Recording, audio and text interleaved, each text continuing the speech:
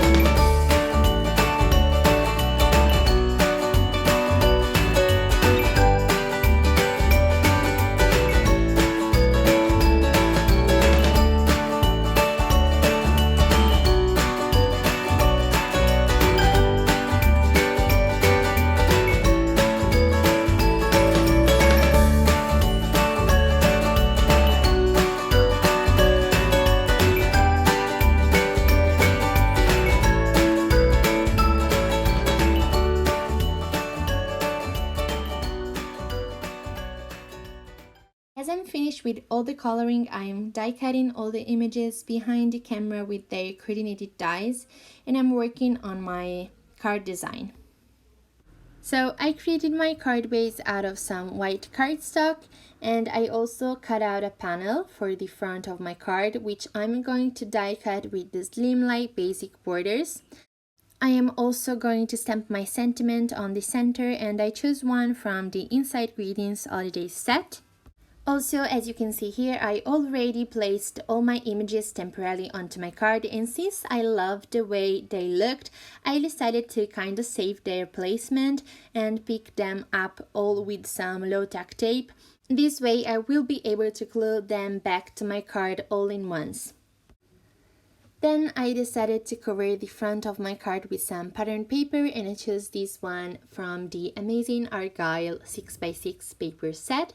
And then I assembled my card by gluing everything together with foam adhesive. I added lots and lots of details with a white gel pen to all my images, and I also added some sparkle using the Gansai Tambi Starry Colors watercolors. I love how it looks in real life. And the final step, I also added some clear drops like embellishment, and this card is ready to wish one of my friends a very Merry Christmas. I hope you like this card as much as I do. Please leave a thumbs up to this video and some love in the comments down below. I'll see you soon with another cute project, and have a lovely day. Bye!